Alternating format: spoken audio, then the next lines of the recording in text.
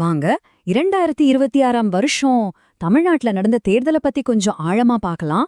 இது வெறும் சாதனையை முறியடிச்ச தேர்தல் மட்டும் இல்லங்க, நம்ம மாநிலத்தோட அரசியல் வரைபடத்தையும் மாத்தி அமைச்ச ஒரு நிகழ்வு. சரி, முதல்ல இந்த நம்பரை பாருங்க. 85.15%. தமிழ்நாட்டு தேர்தல் வரலாற்றிலேயே இவ்ளோ பெரிய வாக்குப்பதிவு நடந்தது இதுதான் முதல் தடவை. நம்பவே முடியலல்ல. இது ஏதோ கொஞ்சம் ஓட்டு அதிகமாக பதிவான விஷயம் இல்ல, இது ஒரு மிகப்பெரிய பாய்ச்சல். அப்ப முக்கியமான கேள்வி என்னன்னா, இது எப்படி சாத்தியமாச்சு? இதுக்கு பதில் ஒரு சுவாரஸ்யமான கதையோட 2 பக்கங்கள்ல இருக்கு. ஒன்னு வாக்காளர் பட்டியல் சம்பந்தப்பட்ட கணக்கு, இன்னொன்னு அரசியலுக்குள்ள வந்த ஒரு புது வேகல். சரி, இதை இன்னும் கொஞ்சம் விளக்கமா பாப்போமா? ஒரு பக்கம் கணக்கு, அதாவது வாக்காளர் பட்டியல்ல இருந்த தேவையற்ற பேர்களை நீக்குனதால ஓட்டு போட்டவங்களோட சதவீதம் தானாவே அதிகமாயிடுச்சு. இன்னொரு பக்கம் வேகம், ஒரு புதிய கட்சி களத்துக்கு வந்தது, நிறைய பேரை, குறிப்பா இளைஞர்களை வாக்குச்சாவடிக்கு வர வச்சது. அந்த வேகம் எவ்ளோ பெருசுன்னு இந்த ஸ்டார்ட் தெளிவா காட்டுது பாருங்க.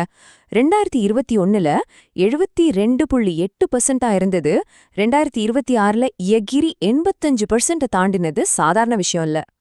இப்ப இன்னொரு சுவாரஸ்யமான விஷயம், இந்த பெரிய மாற்றத்துக்கு பின்னாடி இருந்தது யாரு? இது முக்கியமா பெண்களாலையும் சென்னை மாதிரி நகரங்கள்ல இருந்த மக்களாலையும், அதுலயும் குறிப்பா 3ல 1 பங்கு இருக்கிற நம்ம இளைஞர்களாலையும் உருவாக்கப்பட்ட ஒரு பெரிய அலை. பல லட்சம் புது வாக்காளர்கள் ஓட்டு போட்டிருக்காங்க. அப்போ அவங்க மனசுல ஒரு கேள்வி இருக்கும், நாம பயன்படுத்தின அந்த மிஷின் அது எப்படி வேலை செய்யுதுன்னு பார்க்கலாம் வாங்க. இந்த மொத்த ஓட்டுப்பதிவுக்கும் மையப்புள்ளியா இருக்கிறது இந்த மின்னணு வாக்குப்பதிவு இயந்திரம், அதாவது இவிஎம். சிம்பிளா சொல்லணும்னா இது பாதுகாப்பா இருக்கணும், வெளியில இருந்து யாரும் இதை ஹேக் பண்ணிடக்கூடாதுன்றதுக்காகவே பிரத்யேகமா வடிவமைக்கப்பட்ட ஒரு சாதனம்.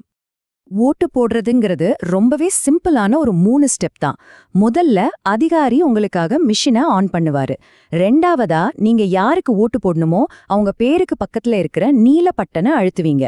கடைசியா நீங்க போட்ட ஓட்டு சரியா பதிவாயிருக்கான்னு ஒரு சின்ன சீட்ல 7 வினாடிக்கு காட்டும். அப்புறம் அது உள்ள ஒரு பெட்டிக்குள்ள விழுந்துரும். அவ்வளவுதான். சரி, ஓட்டு போட்டாச்சு. அதுக்கப்புறம் என்ன நடக்கும்? ஓட்டு என்ற அந்த 11 நாள் வரைக்கும் நம்ம ஓட்டு எங்க இருக்கும், எப்படி பத்திரமா இருக்கும்? மற்றும் ரொம்ப முக்கியமான பாதுகாப்பு விஷயம் என்னன்னா, இந்த இவிஎம் மிஷின்கள்ல இன்டர்நெட், வைஃபை, ப்ளூடூத்னு எந்த ஒரு வெளி இணைப்பும் கிடையாது. அதனால வெளியில இருந்து ஹேக் பண்றதுக்கு வாய்ப்பே இல்ல. ரெண்டாவது பாதுகாப்பு அந்த மிஷினுக்கு உள்ளேயே இருக்கு. அதோட சாஃப்ட்வேர் ஒரே ஒரு தடவை மட்டும்தான் எழுத முடியுங்கிற மாதிரி ஒரு சிப்ல பதியப்பட்டிருக்கும். ஒரு தடவை எழுதுனா அழிக்க முடியாத டைரி மாதிரி. அதனால அதை தயாரிச்சதுக்கு அப்புறம் யாருமே அதை மாத்த முடியாது. கடைசியா நேரடி பாதுகாப்பு. மே 4ஆம் தேதி ஓட்டு என்ற வரைக்கும் இந்த மிஷின்கள் எல்லாம் பல அடுக்கு பாதுகாப்புல துணை ராணுவ படையோட 24 மணி நேர கண்காணிப்புல ரொம்ப பத்திரமா வைக்கப்பட்டிருக்கும். இப்போ வாங்க கொஞ்சம் பெரிய விஷயத்த பத்தி பேசுவோம். இந்த தேர்தல் தமிழ்நாட்டு அரசியல்ல எப்படி ஒரு வரலாற்று மாற்றத்தை ஏற்படுத்துச்சுன்னு பார்க்கலாம். கிட்டத்தட்ட அரை நூற்றாண்டா தமிழ்நாட்டு அரசியல்னாலே 2 பெரிய கட்சிகளை சுத்தி தான் இருந்துச்சு. ஆனா 2026 அந்த சகாப்தத்துக்கே ஒரு முற்றுப்புள்ளி வச்சிருக்கு. இந்த அட்டவணை தான் இப்ப இருக்கிற புது அரசியல் களத்தை காட்டுது. ஒரு பக்கம் எப்பவும் போல திமுக, அதிமுக கூட்டணிகள், இன்னொரு பக்கம் 2 பெரிய கட்சிகள் தனியா எல்லா 234 தொகுதிகளையும் போட்டியிடுறாங்க. இது கூட்டணி அரசியலுக்கே ஒரு பெரிய சவாலா அமைஞ்சிருக்கு. அதனாலதான் இது வெறும் இன்னொரு தேர்தல் இல்ல, தமிழ்நாட்டோட அரசியல் கட்டமைப்பே மாறுற ஒரு முக்கியமான தருணம்னு சொல்றாங்க. இந்த மாற்றத்தால வாக்காளர்களுக்கு முன்னாடி எப்பவும் இல்லாத அளவுக்கு நிறைய தேர்வுகள். நினைச்சு பாருங்க, மொத்தம் 4000க்கும் அதிகமான வேட்பாளர்கள், அதுல பாதிக்கும் மேல சுயேச்சைகள். மக்கள் ஒரு மாற்றத்தை இவ்ளோ எதிர்பார்க்கறாங்கன்னு இது காட்டுது.